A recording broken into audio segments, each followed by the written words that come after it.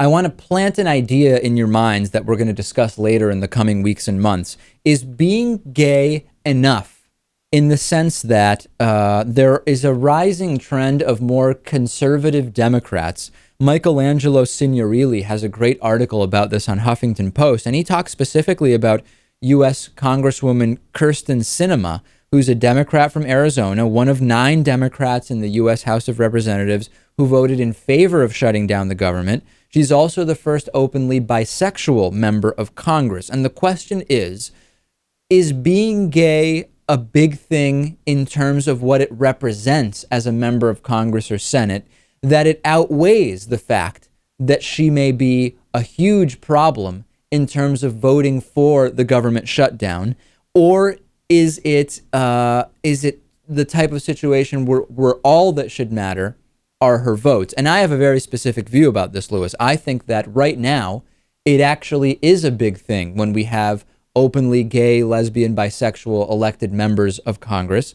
I would like it to be not a big deal. In other words, as more marriage equality legalization takes place across the country, and as more elected officials are openly LGBT, it should be desired, and it probably will happen, that we no longer give them the benefit of the doubt because of the value of having them there because of their sexuality, because hopefully that will just be a normal thing and it won't be even something to be discussed, and we would be able to simply focus on the incredibly damaging nature of those 9 Democrats, regardless of sexuality, who voted to shut down the government.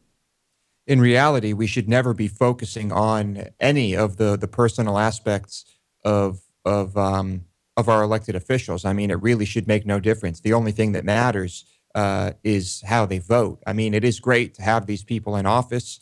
There have been barriers broken, and it's more a reflection that people are willing to vote gay people into office, which is great.